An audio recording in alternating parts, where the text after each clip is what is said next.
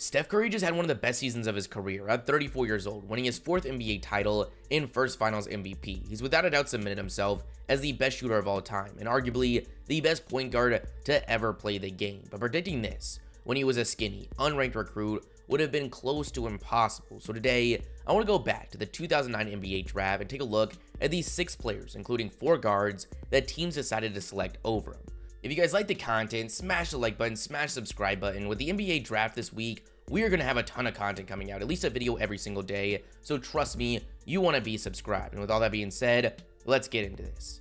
Without knowing Curry's full story, you might think it was a pretty simple journey, given he was the son of an NBA player, Del Curry, who played 15 seasons as one of the top 3-point threats in his day, or seeing his brother also in the NBA, or the fact that he was a top 10 pick in the draft, but you would be mistaken. Despite dominating his high school competition in Charlotte, North Carolina, he went overlooked when it came to recruiting due to his frame sitting at just 6'2", 165 pounds. He had dreams of playing for his father's alma mater, Virginia Tech, but they would offer him just a walk-on spot. But there was one Division school, a small one, but still Division I, that recruited him very heavily, and that was Davidson, a team that had a completely unknown basketball program before Curry's arrival. The little point guard that was unranked in the country and few teams even bothered to recruit him showed he was the real deal from day one. As a freshman, he was already putting up some of the most impressive numbers in the entire country. He averaged 22 points, 5 rebounds, and 3 assists, shooting 41% from 3 on 9 attempts a game. Numbers that nowadays would have made him a one-and-done prospect regardless of the size of his program or the size of him. But with the concern still there about his frame and the league still not convinced about the value of the three-point shot, he had to show a little bit more, and that's exactly what he did. As a sophomore, he would average 26 points, shooting a ridiculous 44% from 3 on over 10 attempts a game. But somehow, someway, that still wasn't enough, and Curry would return for his junior year, where he would now average 29 points, 6 assists, and 4 rebounds. But what was so huge about this season is that before, he was primarily a shooting guard. But after the graduation of his backcourt mate, Jason Richards, he showed his ability to play the point guard position, something that was extremely important in terms of the NBA due to his small frame. That season gave him a huge jump in his draft stock, so he declared for the 2009 draft. Now, I don't want anyone confused. He was definitely a top recruit, but he was a polar one. There was a lot of people that did believe he had the upside to be one of the best shooters of all time, but I also felt like the Curry haters were a lot louder leading up to the draft.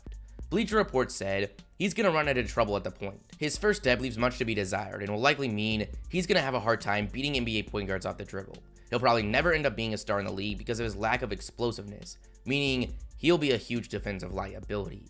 Like we talked about with Klay Thompson, we still need to respect the value of athleticism before the draft, but it really shouldn't be factored in when you're dealing with this level of talent like we were in Curry's case. Let's take a look at those players that they decided to take over Curry.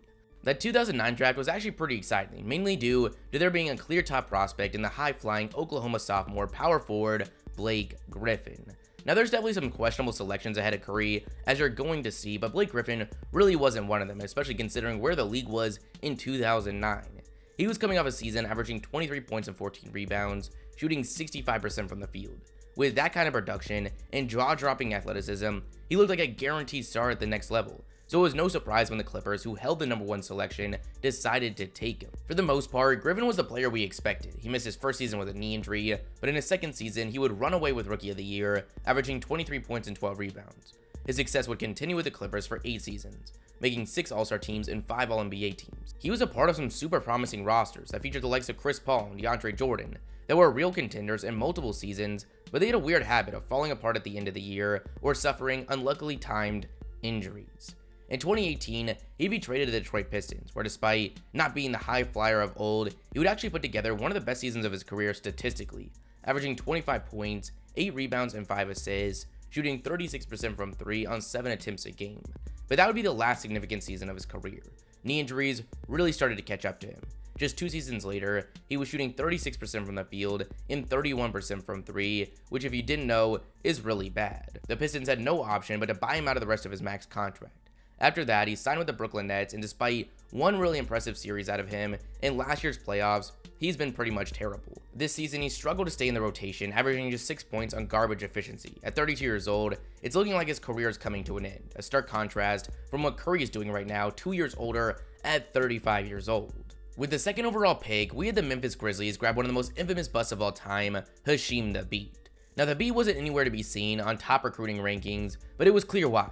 He was an unknown to much of the world as he didn't actually play basketball till he was 15 years old. He grew up in Tanzania, but eventually came to the United States and played for Cypress Christian High School in Houston, Texas. Now, standing at 7'3", there was still a ton of interest from college programs, including UConn, where he eventually committed.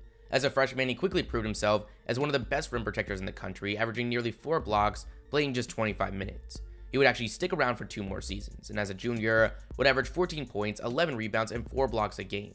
At this point, he cemented himself as one of the top prospects in the draft.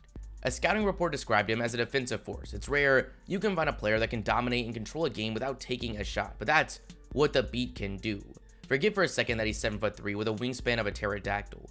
Forget that he's much more athletic and agile than your typical 7-footer. The thing that makes him so good defensively is that he has incredible instincts when it comes to blocking shots. He doesn't bite on pump fakes. He's exceptional at blocking shots from the weak side, and most importantly, he stays out of foul trouble. So it was very clear that the expectation for Thabeet leading up to the draft was for him to become one of the most feared defenders in the league. There wasn't any criticism when the Grizzlies decided to take him at number 2, a decision that proved to be a costly mistake.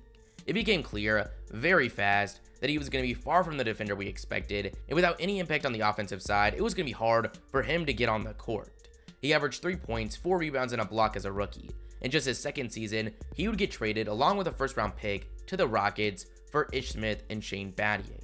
Just a month later, they would send him down to the G League. So yes, the second overall pick was traded after just 1 season and was already playing in the G League. It didn't get much better after that. He bounced around the league for a couple seasons without a significant role to speak of. The last time we saw him was in 2014, and since then, he's been playing overseas. The third overall pick is a pretty familiar name, and that's none other than James Harden. Harden had a much more traditional route to the NBA. He was the 21st ranked recruit in high school and the 7th ranked shooting guard. He decided to go to Arizona State, where as a freshman, he would average 18 points on great efficiency. Then as a sophomore, went up to 20 points, again on great efficiency. Standing at a very solid 6'5" frame with amazing shot creating ability, it's easy to see why he had so much interest leading up to the draft. And it seemed like a home run selection for a young Thunder team that was heading in the right direction with their incredible young talent of Russell Westbrook and Kevin Durant. Now, most of you know what happened with Harden after that. He quickly showed a ton of promise with Oklahoma, including winning 6th Man of the Year in just his 3rd season. But then we saw the Thunder deal with some luxury tax concerns and struggle to come to an agreement with Harden on the cost of his next contract. He would then get traded to the Rockets, where the rest is history. There he'd make 8 All-Star teams, including 6 All-NBA first team honors. While he failed to make it out of the Western Conference Finals, it really feels like if his prime wasn't at the exact same time as the Warriors' dominance, it would have been a completely different story. Harden would then go to the Nets last season and was traded once again this year to the 76ers. It's very clear he's not the same player of years past, so with a new contract heading his way this offseason, it's going to be interesting to see what happens, as I have a really hard time seeing him live up to the expectations that come with a long-term max deal. The 4th overall pick was in the hands of the Kings, who decided to grab Tyreke Evans. Being a top pick always seemed inevitable for Evans. He graduated as a top 10 recruit in the country, standing at 6'6" at the point guard position.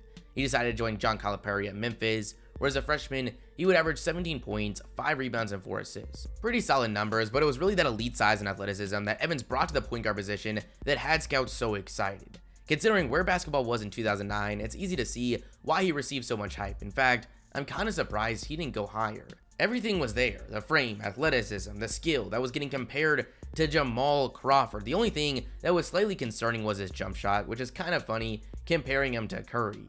As a rookie, he lucked out. Blake Griffin missed his first season due to injury, as we talked about before, so he was able to win Rookie of the Year, averaging 20 points, 6 assists, and 5 rebounds. All signs pointed to him being a future star in this league, but sadly, that would be the best season of his career. The projected development just didn't come, and his lack of a 3-point shot really started to become a glaring flaw. After his rookie contract, he signed with the Pelicans, where he averaged 15 points over 3 seasons. He was then traded back to the Kings, where he lasted 1 season before signing with Memphis. That 2018 season was weird for Evans. It looked like he was turning his career around and magically became some elite 3-point shooter. He averaged 19 points, 5 assists, and 5 rebounds, shooting 40% from 3 on 6 attempts a game. But after that season, he signed with the Pacers, where his struggles began once again. Then, he was actually banned from the NBA for a violation of the league's drug policy.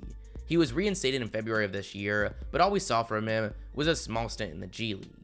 After Evans is where things start to get interesting. The Minnesota Timberwolves held the 5th and 6th overall picks. Coming in, it was clear that they were going to use one of these selections on the point guard spot. that was the hole that needed to be addressed, but they decided to make the rare decision and use both of their top picks on point guards. So knowing that they take back-to-back point guards, you would assume that they would take a risk on the skinny Curry that just put together one of the most impressive scoring seasons college basketball has ever seen. But no, that's not what they did. Instead, they made two decisions that have gone down as some of the worst in NBA draft history. If you're a Timberwolves fan, which I doubt because there's like 4 of those, this is going to be tough to look at. With their first of their selections, they decided to go with foreign sensation Ricky Rubio, who had made a name for himself overseas as an elite playmaker and defender. He was getting compared to the likes of Steve Nash. Now, after getting drafted, he would actually continue to play overseas for 2 seasons, where he would win a EuroLeague title. There was a ton of hype for his arrival to the NBA in 2011, hype I wouldn't say he quite lived up to. The playmaking was impressive, with him averaging over 8 assists a game, but the scoring struggles for a point guard were concerning. He averaged 10 points, shooting 35% from the field. Rubio's now been in the league for 10 seasons, is pretty much the same player. He's had some up and down years when it comes to his efficiency, but he's mainly been an inconsistent shooter that stuck around due to his playmaking. With their second of their back-to-back picks, the Timberwolves would select Syracuse point guard Johnny Flynn. This is the one that I really think might be unforgivable by the Timberwolves. The easy cop-out for why Curry didn't go higher was his size, while Flynn stood at just 6 feet tall. As a sophomore, he averaged 17 points and 7 assists, shooting 46% from the field and 32% from 3. Looking back at the pre-draft scouting reports, you don't see much about his skills. A lot of the praise was due to his athleticism and a weird amount due to his mentality. Bleacher Report described him as a for-sure NBA star, saying, "Of course Johnny Flynn hasn't played a minute in the NBA, but there's no doubt in my mind that he's one of the most NBA-ready players. Also, the consensus second favorite to win Rookie of the Year. There's qualities that every franchise player needs, and Johnny Flynn has many of them." Now, he would actually have a pretty decent rookie season, averaging 14 points and 4 assists, but by his second season, it became clear he wasn't going to amount to much. He averaged just 5 points, then went on to bounce around the league over the next 2 seasons and was out of the league by 2012. So there it is. Those are all the players that were drafted over Curry. If you guys like the content, smash the like button, smash the subscribe button, and I'll catch you guys next time. Peace.